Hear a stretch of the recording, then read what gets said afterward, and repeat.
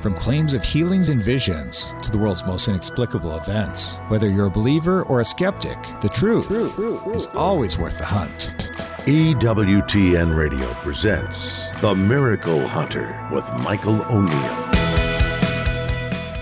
Welcome to the Miracle Hunter Radio Show on EWTN Radio. This is Michael O'Neill. I'm the Miracle Hunter.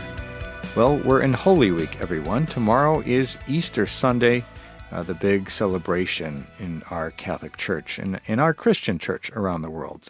Millions of faithful will be celebrating this very special day. And today we'll be focusing still on the Passion of Christ as we head into Easter Sunday tomorrow. I'm excited today to replay an interview with you with Dr. Timothy Millea. We talked to him. He's a board-certified orthopedic surgeon who presents on the medical view of Christ's Passion. So this is a doctor giving from his perspective all that Christ endured in his suffering and death. And we'll also be talking with Mary Jane Zuzulo about Unveiling the Sixth Station. It's a brand new book about the Holy Face devotion. Of course, we talk about St. Veronica at that sixth station, the wiping of the face of Christ, and what is the meaning of that for us even in our modern world. We'll be looking forward to talking to Mary Jane later in the program. And check out my episode on EWTN of They Might Be Saints, which airs every Wednesday at 9 a.m. Eastern Time. We have one about Rhoda Wise coming out on April 10th. In Canton, Ohio, Rhoda Wise was well known as a mystic with many spiritual gifts and healing miracles, one of them experienced by Rita Rizzo, the future Mother Angelica. And I'll be relating the remarkable story of Rhoda Wise. And again, that's on Wednesday, April 10th at 9 a.m. Eastern Time. And check out a new episode of my program, Explore with the Miracle Hunter. I always love when the new episodes get to air, and so we've got another one. And for an Irish guy like myself, I was excited to travel to Ireland and to film at Kildare, where we explored the life of Ireland's most famous female saint, St. Bridget of Kildare, who was renowned as a miracle worker. So check that one out. That's on Saturday, April 6th at 6 p.m. Eastern Time. Explore with the Miracle Hunter, brand new episode as we go to Kildare. Later in the program, we're going to be talking about Our Lady of the Rock in the 365 Days with Mary segment, and it's in Alessandria del Rocca in Italy in the year 1620. The might-be saint of the day is Blessed Restituta Kafka from Austria. She's a martyr. And the question of the week is, did NASA really examine the image of Our Lady of Guadalupe? So we'll try to get you that answer in just a little bit. Let's take a look at the miracle news. We do this every week where we talk about the miracles happening around the world and those things that relate to miracles. And of course, we have the Shroud of Turin, which is considered perhaps to be in a chiropoito, or not made from human hands image. It is the purported burial cloth of Christ residing in Turin, Italy. It's a possession of the Pope.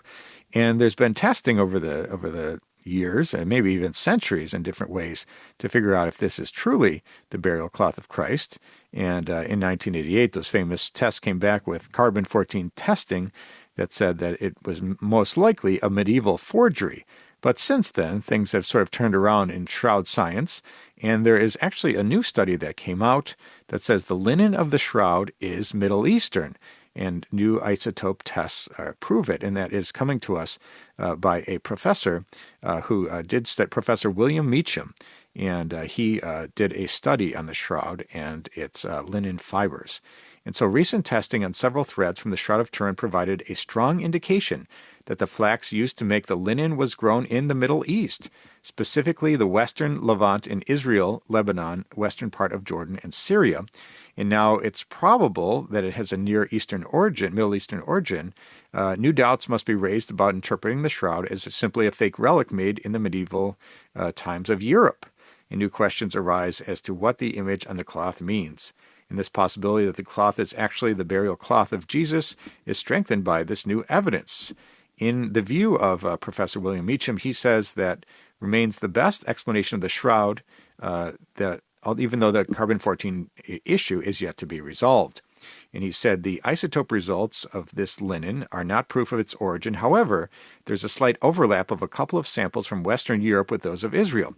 Similar slight overlap occurred also in the baseline testing done in 1988. Various scenarios can account for the anomalous results, and most can be eliminated with further research. And the previous testing project was conducted with the goal of eventually determining the place of origin of the Turin shroud using hydrogen and oxygen isotope ratios.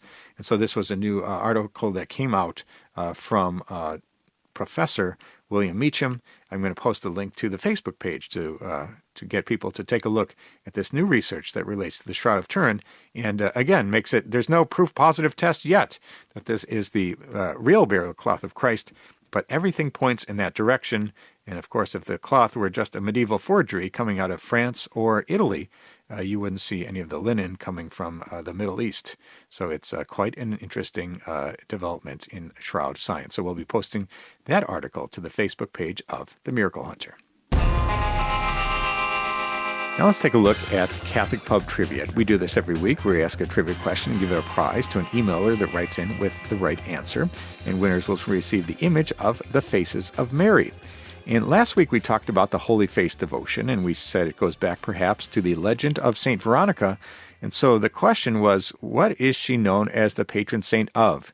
She may have various patronages like many saints do, but she is primarily known as the patron saint of photography because of the image that appeared on that cloth, that face cloth of Christ, or that wiping cloth that she used. And that was answered by Mark Propkop from Chapel Hill, North Carolina. Thanks, Mark, for writing in with the correct answer. We'll be sending you out the prize, the image of the Faces of Mary.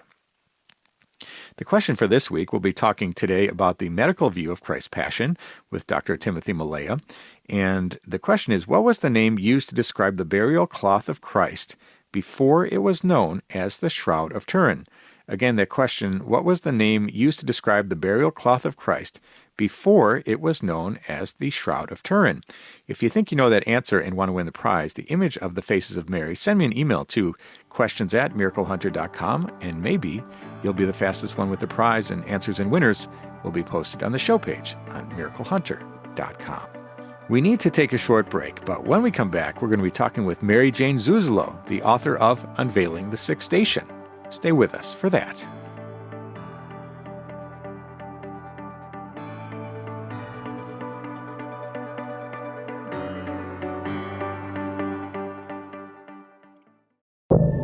Now, back to the Miracle Hunter on EWTN. Here's Michael O'Neill.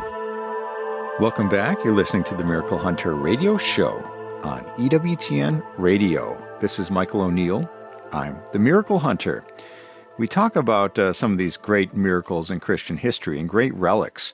And perhaps one of the greatest relics of all time, although we don't hear much about it these days, is the Veronica veil, or the Manipolo image, or perhaps the Edessa image, the Holy Face of Jesus in its various forms in various relics all around the world. Well, there's a brand new book that's out. It's called Unveiling the Sixth Station of the Cross. And it's brought to us by Mary Jane Zuzulo, who's the author, and this comes to us from Sophia Institute Press. And this is an exciting book because this is an old devotion, but there are so many miracles that are associated with these incredible relics, and the story is amazing. So we're so excited today to welcome to the program Mary Jane Zuzulo. Thank you for inviting me. Well, Mary Jane, thank you so much for your book, and I think that this is an exciting book, a devotion that's been around for a very long time, but even so, one that most Catholics really aren't too well connected with. So I'm so excited for your book, Unveiling the Sixth Station of the Cross, to shed some light on the Holy Face devotion. And I think that from what I understand is that you have sort of a generational connection to this. You are the great niece of Sister Marie de Saint-Pierre. Tell us a little bit about who she was and how she's connected to this devotion. Oh, sure. Well, we of course knew growing up about Sister Marie de Saint-Pierre, but for me that was in the 70s and early 80s, and there was a real de-emphasis on devotions, and my mother was sort of discouraged from investigating further into the devotion. And at the time, we weren't aware of many writings on the devotion. Once my grandfather passed away, we found some of the books and materials that had been passed down from my great-great-grandfather, who was the eldest brother of Sister St. Pierre. That's how her Carmelite sisters referred to her, and that's how we spoke of her in our household. But we even had one of the original biographies translated from the Carmelites in New Orleans that was inscribed to my grandfather. And that was really the only English book that we had. The rest were in French. And so we tracked down another copy of this, and this was before the time of the Internet. So it took some time, but we found this, and we're just amazed. And there is a kind of a shortened version, the Golden Arrow, but the original version is what I use in all my research because it gives the full context of her revelations and her spiritual life, which are sort of a set of revelations in themselves. So, I was excited to bring this more to light to the reader. And of course, if they have more interest, they can, that original biography is now more available. But yes, I think in terms of how I came to write the book, I was struck by what a lot of people just in the last couple of years seem to be realizing, and that is the extreme relevance of the devotion. And a main reason of this is that communism is addressed in the devotion, and we are to use the devotion as spiritual armament in its defeat. And of course, now communism is manifesting so blatantly in our faces, whether it's societal norms or education or government or our religion.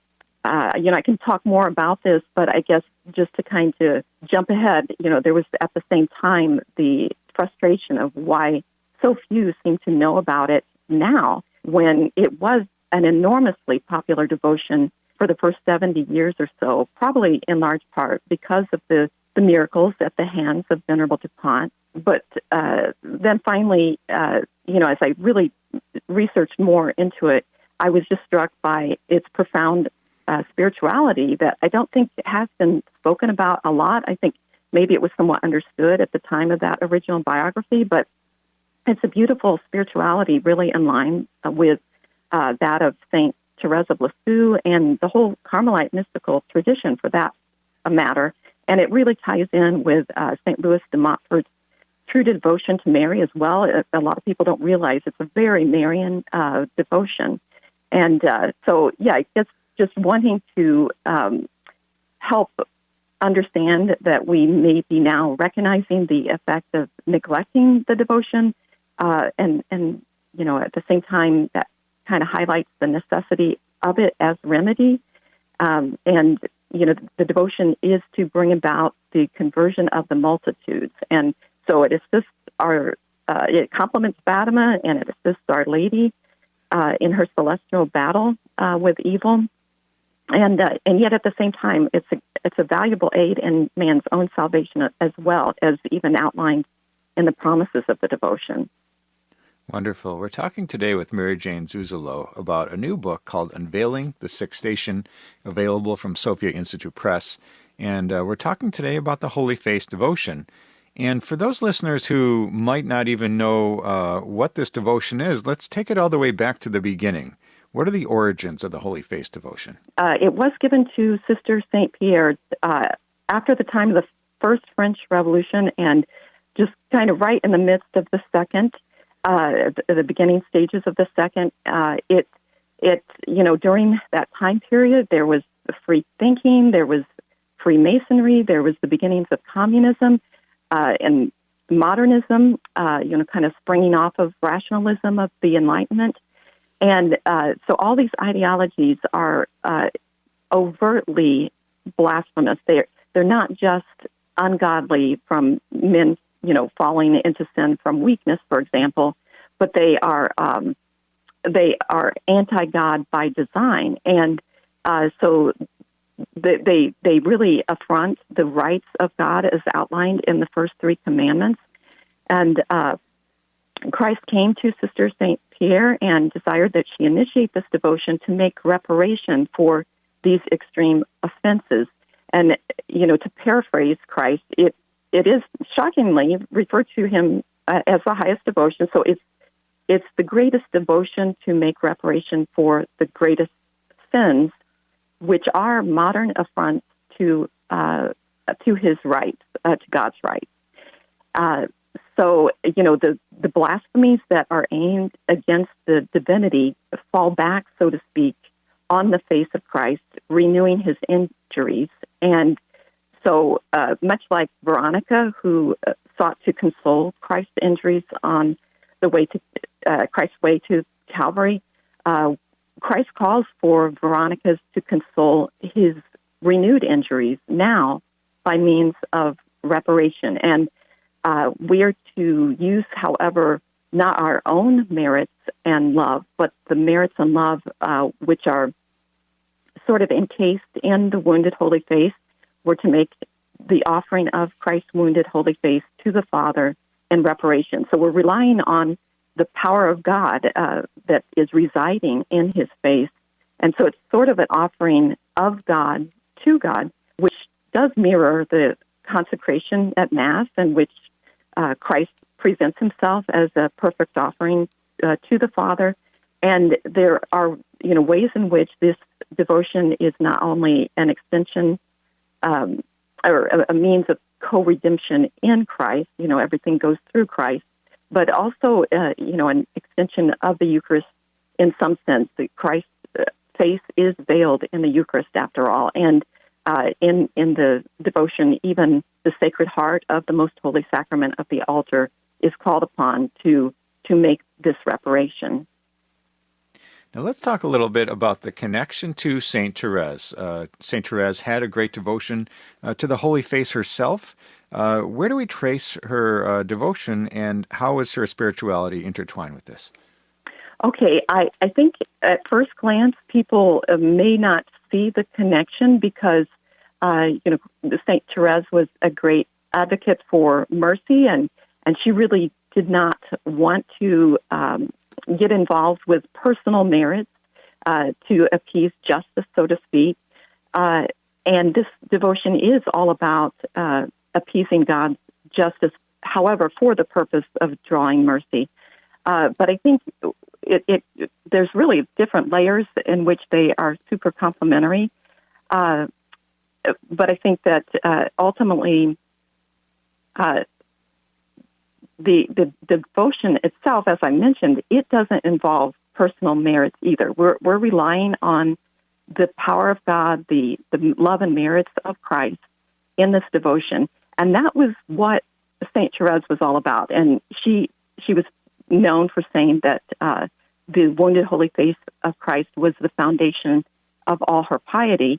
And I think that you can take that in different ways, but one way is literally that she relied on the merits of and love of Christ to be her piety. She said at different times that she wanted to use the sanctity of God to grow in love for him. And so, they're both kind of saying the same thing. And in fact, St. Therese did have an enormous devotion to the Holy Face. She was introduced to it through the Holy Face devotion. She and her sisters and her father were among the first ones to enroll in the Archconfraternity of the Holy Face, which was, by the way, approved immediately for the whole world by Pope Pius the 13th.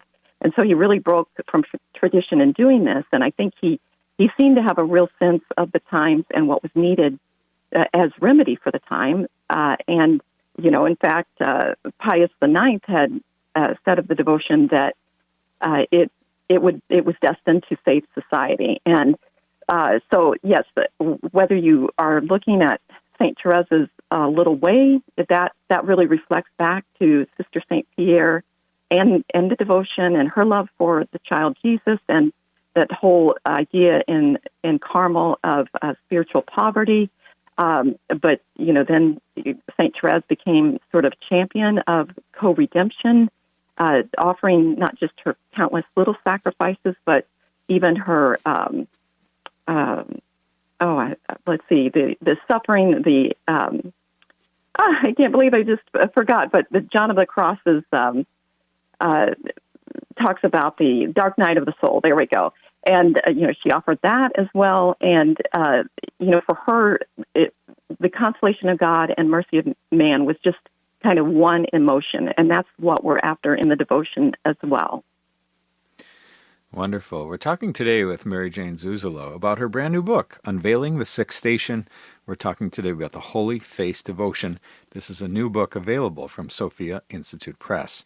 And of course, we love talking about miracles on this show, and I know there are many, many miracles associated with the Holy Face Devotion.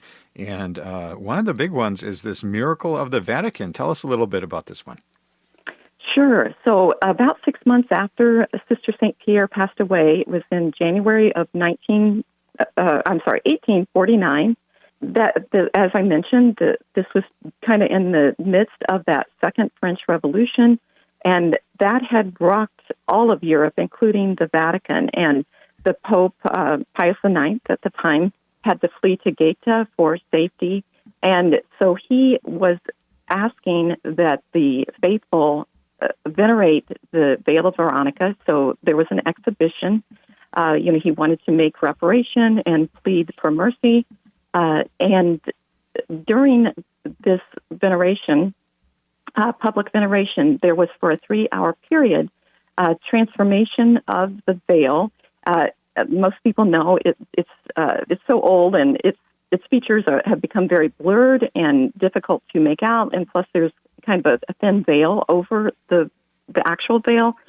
But the image became miraculously enlivened, so to speak, and very distinct. And so the canons of the Vatican, rang the bells, and people came in, and the notary was there to copy information about the miracle, and then people were asked to draw what they saw, and they came up with very similar images. They're slightly different because different people were drawing them, but engravings were made and copies were imprinted, and then these imprinted images were touched to the actual Veronica veil, the Lance of Longinus, and the true relic of the cross, and they were given out, I think, mainly at first to convents, but Venerable Leo Dupont did receive one. He was very close to the Carmel in Tours, where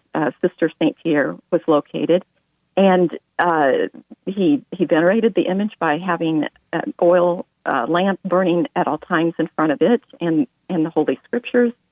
And just the first miracle kind of happened by chance. A woman complained when she was visiting of an eye ailment, and he said, well, let us say some prayers that are consistent with the devotion. The Archconfraternity hadn't been approved at that time, so they weren't formal prayers of the devotion, but, then anointed her eye, and she was healed. And then, this happened again with a priest not long after, and then 6,000 documented miracles, and many more besides, maybe as many as 10,000 in person. And then he sent these vials of oil throughout the world. People would just write Holy Man à Tours, France, and it would, the request would get him, and he would send them out. So it's really hard to know exactly how many were performed, but we know how many were documented. And Pius IX referred to him as perhaps the greatest miracle worker in church history. And, that's just astounding because none of us really know this. I was shocked myself when I first heard it. Yeah, absolutely amazing, incredible miracle stories here on the Miracle Hunter radio show. We appreciate all that. And we've been talking today with Mary Jane Zuzulo, the author of a brand new book, Unveiling the Sixth Station. For people who want to find out more about this book, which is available at Sophia Institute Press, or more about you, Mary Jane, where can people go? SophiaInstitutePress.com, where you would be able to order the book. I also have a link for that on my website, which is holyfacedevotion.org. Wonderful. Well, we're so grateful to you, Mary Jane Zuzulo, for joining us to talk to us about this incredible devotion, the Holy Face Devotion, and about your brand new book, Unveiling the Sixth Station. Thank you so much for joining us on today's program. Thank you for inviting me. I really appreciate it. God bless. That was Mary Jane Zuzulo. Check out her book, Unveiling the Sixth Station, everything you want to know about the Holy Face Devotion. It's an older devotion, but it is definitely catching fire these days. Lots of people are interested and fascinated by this incredible devotion and its many miracles. We need to take a short break, but when we come back, we're going to be looking at the question, did NASA really examine the image of... Now, back to the Miracle Hunter on EWTN. Here's Michael O'Neill. Welcome back. You're listening to the Miracle Hunter radio show on EWTN Radio. This is Michael O'Neill. I'm the Miracle Hunter. Hey, I love getting your questions. People write in from around the world with questions about miracles happening in today's world and those that have happened centuries ago. And I love getting the email questions, of course, and I try to answer those on each show. But I also like getting questions when I give a talk, and I travel around the country, maybe giving as many as 20 talks a year at different Catholic shrines and parishes and conferences. And so if you'd like to have me speak at your conference or shrine or at church, you can go to my website and click on the contact tab, that's miraclehunter.com, and send me a message, and perhaps I'll be speaking in your area sometime soon. And I've been speaking a lot about Eucharistic miracles because we are in the time of Eucharistic revival in our American Catholic Church. So definitely contact me that way. But one question I got through email this week, which is a good one, says, Dear Miracle Hunter, I have a question about whether NASA examined the image of Our Lady of Guadalupe in Mexico City.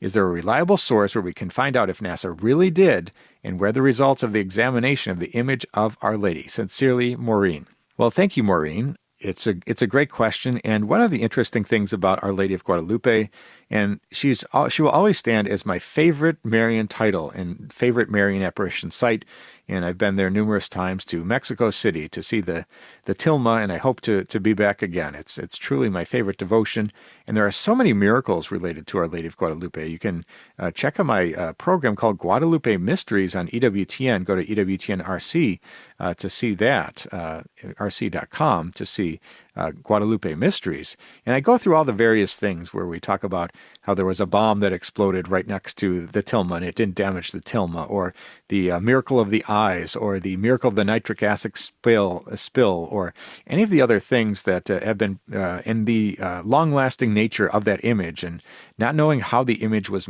put on the cloth. These are all aspects of the tilma of Our Lady of Guadalupe that we might say are miraculous. And there's a lot of, we wouldn't call it hagiography in this case, but there's a lot of rumor and speculation and stories. For example, one story is that the image on the Our Lady of Guadalupe image floats above the cloth. Well, actually, if you see a photo of the backside of the cloth, the ink or the coloring, as we might say, bleeds through to the backside. So it doesn't, of course, float above the cloth. So there's various things like there's a heartbeat that can be found on the, if you put a stethoscope up to the image of Our Lady of Guadalupe, or there have been signs of light emanating from her. There are various things that are claimed, of course, and they're not all true. And one of the claims that has been made is that NASA scientists flew into Mexico City and conducted a battery of tests on the image of Our Lady of Guadalupe and declared that it was not made from human hands, and science cannot explain it. Unfortunately, while some of the testing that has been done on the shroud, or on the tilma, perhaps corresponds to tests that NASA would use, or perhaps the instrumentation that was used in some of the testing, the photographic equipment perhaps was on par with NASA's equipment, or the same even. There's no truth to the story that NASA, in fact, conducted the tests. So there is no reliable document because the test didn't really happen. This is one of the stories or legends that often springs out of a true miracle story. But NASA wasn't on the examining team of scientists who did that. So thanks so much, Maureen, for your question. And if you have a question for the Miracle Hunter, you can send me an email to questions@miraclehunter.com, and maybe I'll be answering your question on the air next week. Let's take a look at the 365 Days with Mary project. We do this every week, where we look at the Mary devotion of the days. It lines up exactly to the day's date.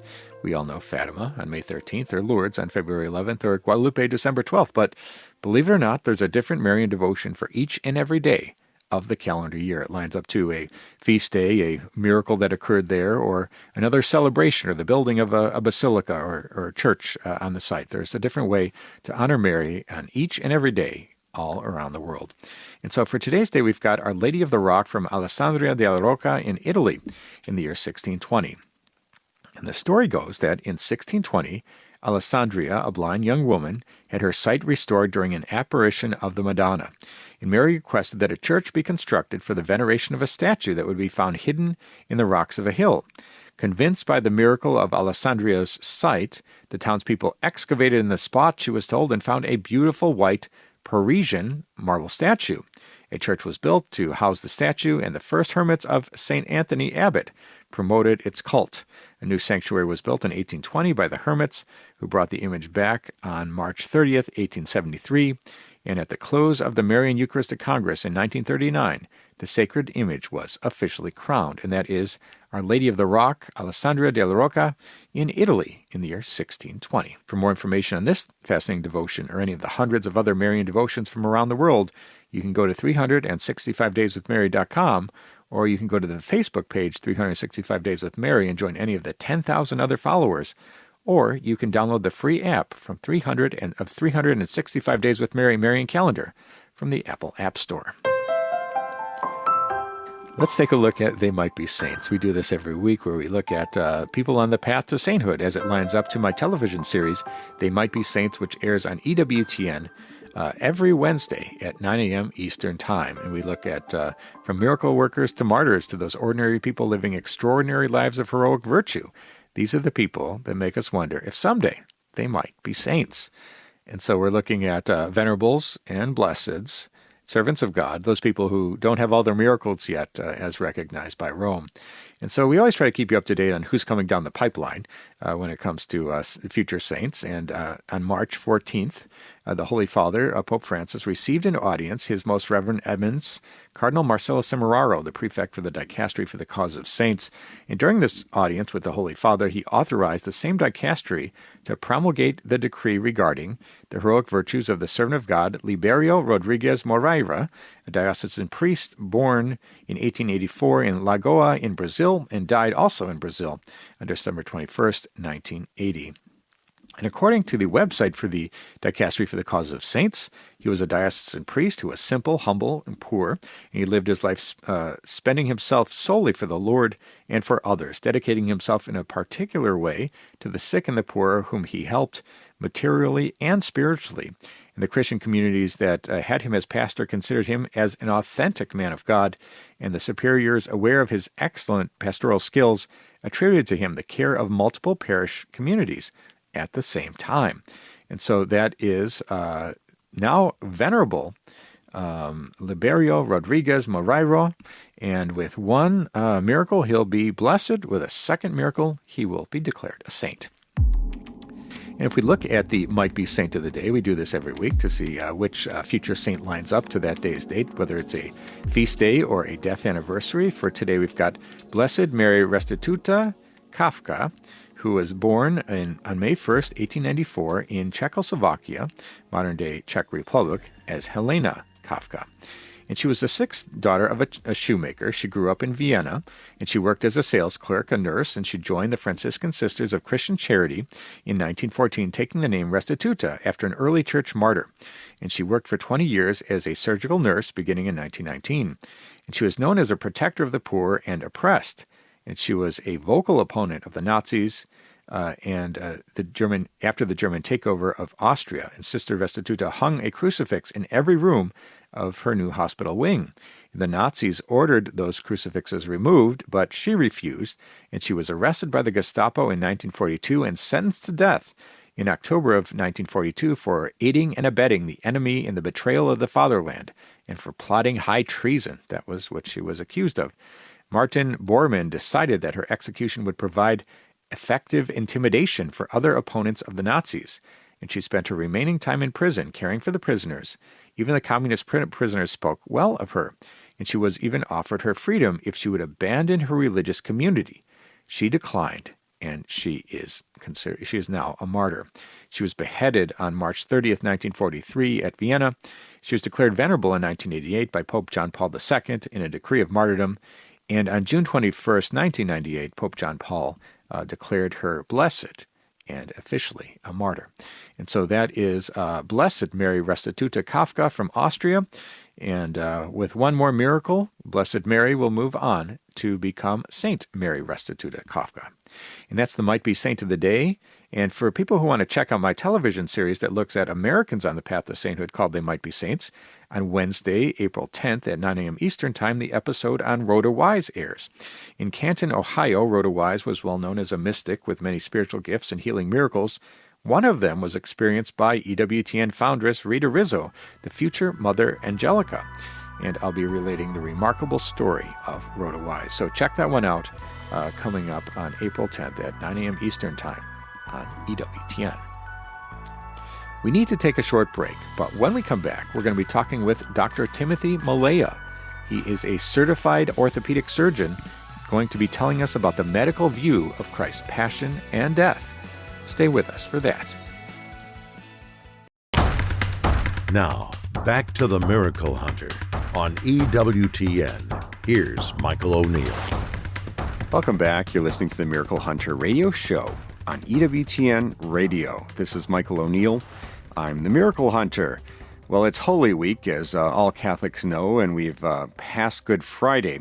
And of course, during Good Friday, we always reflect on what Christ suffered for us in our sins. And we all have this sort of conception of perhaps watching the movie, the Passion of the Christ, or other such films. And we have this mental picture of what it might have been like for Christ to suffer for us. But beyond having a mental picture, perhaps we have an actual picture. And this is the purported burial cloth of Christ. It's the Shroud of Turin. And from that shroud, people have studied this over the years, including scientists and doctors who have been able to look at the flow of blood. They've been able to identify injuries that Christ would have suffered in his incredible sacrifice for us. And we're excited today to talk with somebody who's an absolute expert on the Shroud of Turin and sort of the medical aspects of what Christ suffered in his passion, and that's Dr. Timothy Millea. He's a board-certified orthopedic surgeon from Ohio, and he travels around and he gives presentations to local parishes or shrines or conferences, talking about, from a doctor's perspective, what Christ suffered for us. Welcome back to the program today, Dr. Timothy. Hello, Michael. It's always good to talk with you. Thank you. It's great to have you back on, and I know this is a big week for you. You're a sought-after speaker talking about Christ's passion, what he suffered from a medical perspective. Tell us first, how did you first get drawn to the shroud and get drawn to trying to understand the medical details of all this? As a cradle Catholic, it's hard to ignore it. But when it really captured my attention, my imagination, I was in my last year of medical school, and this was 1986. An article in the American Medical Association's journal was published, and the title was simply "The Death of Jesus Christ." And it was really an eye-opening experience for me, because I think, like many people, many Christians, you read about it and it's so difficult to imagine what it was like that we tend to gloss over it. But when you look at it from a medical standpoint, it is astounding that Christ survived as long as he did, given the magnitude of the assault that was, not just physical, but emotional and spiritual, and that he survived as long as he did.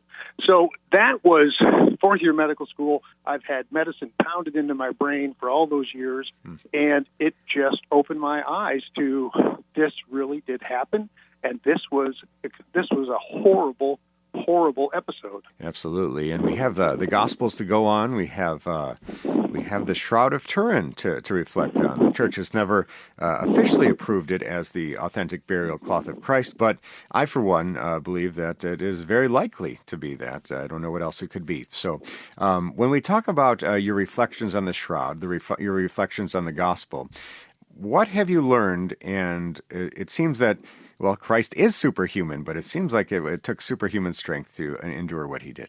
Absolutely. That to me is the most profound proof that Jesus had the two natures that we're aware of. He had a divine nature, had a human nature. Well, when you think about the last 18 hours before the crucifixion, before he died on the cross, that 18 hours is a display of his human nature. We cannot ignore that he was fully human as well.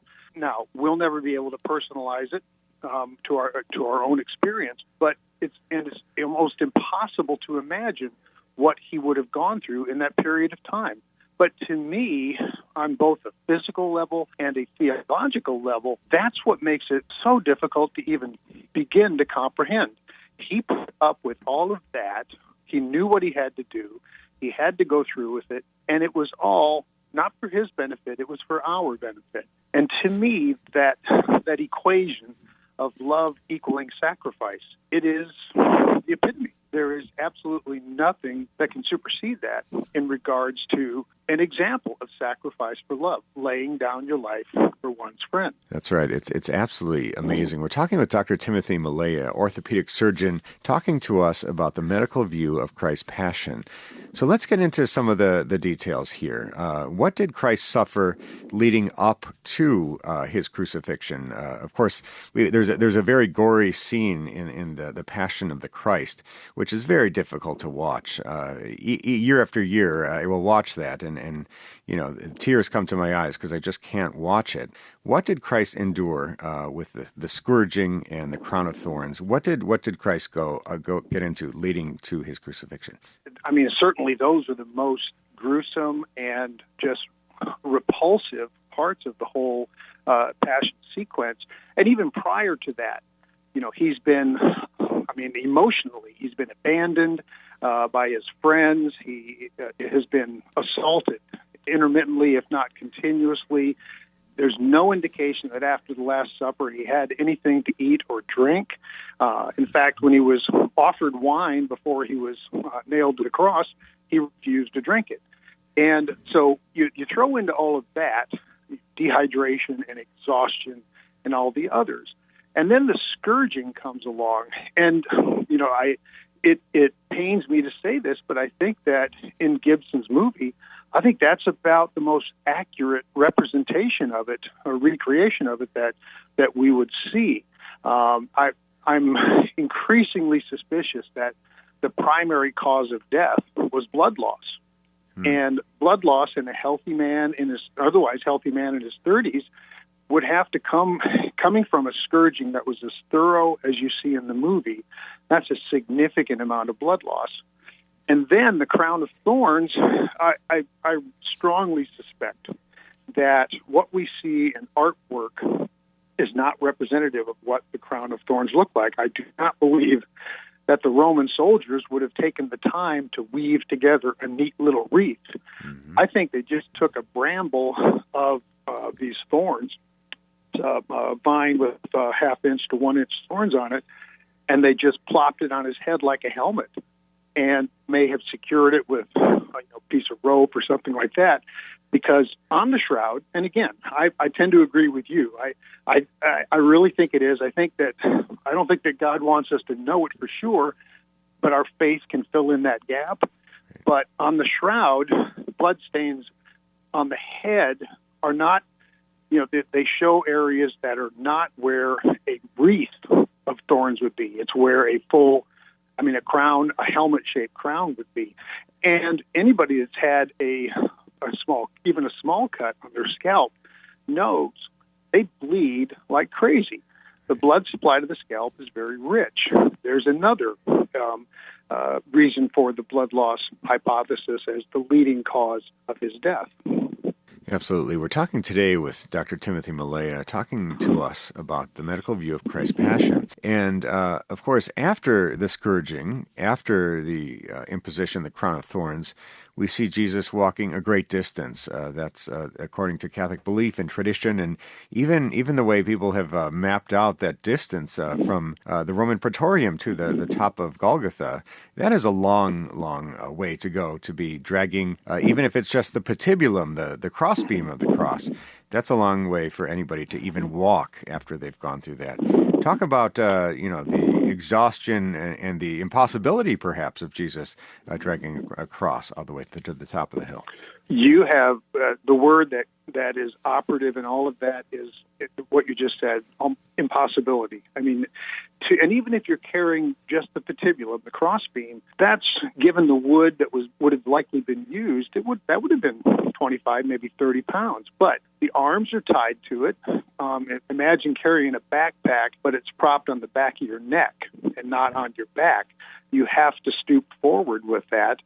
And you have gone through 18 hours, nothing to eat, nothing to drink. You're being beat up almost continuously. You've been scourged. You have had the crown placed on your head. You have bled probably more than 30 to 40% of blood volume, and more than 40% blood loss is immediately life-threatening. And so he truly, this to me is the miraculous part of that episode of the Passion leading up to the crucifixion, the fact that he made it. And, and one of my favorite supporting characters in this whole episode is Simon of Cyrene. This is a man who, it's 1,100 miles from Cyrene to Jerusalem, and clearly he was coming, certainly for the Passover. He goes 1,100 miles, and what does he walk into the middle of? Then he's recruited. He helps Jesus with the cross, estimated maybe the last half of the distance. And talk about a conversion. We know he shows up in the Acts of the Apostles, as do his sons. So even in the midst of that chaos and that gore, there's conversions taking place. We know that from the centurion and the others that actually saw when the Roman soldiers said, surely this was the Son of God. There were conversions immediately, in addition to the good thief, to Dismas, the good thief on the cross. Absolutely, yeah. It's unspeakable. It's unknowable how Christ was able to do that. And then we get to the crucifixion, the top of the hill, where Christ perhaps is already affixed by rope to the patibulum, and then he's hoisted up on the other beam, and then he's left there to die. Talk about the experience, perhaps, of the weight of one's body collapsing down on your lungs with a spear wound in the side or whatever else would have been complicating things. What did Christ experience on the cross itself? Well, an unimaginable pain. I mean, the ability to remain conscious with that much pain is striking. The nails in one of the greatest debates has been were the nails through the palm of the hand or through the wrist. I've even flip-flopped on that. But with nails there, nails in the feet, and then the ability to breathe. Typically when you breathe in, a normal person taking a breath in, that requires muscle power. And when you breathe out, all those muscles relax. On the cross, it probably would have been the opposite, what's come to be known as paradoxical respiration. So for him to inhale, he would relax, lower his body down, arms would go above shoulder level. And if you watch someone who's trying to catch their breath after running a race, they'll often put their hands over their heads. That increases the size of the chest. But then to exhale, he would have to pull up on his hands, on the nails in his hand, and push up on the nails in his feet.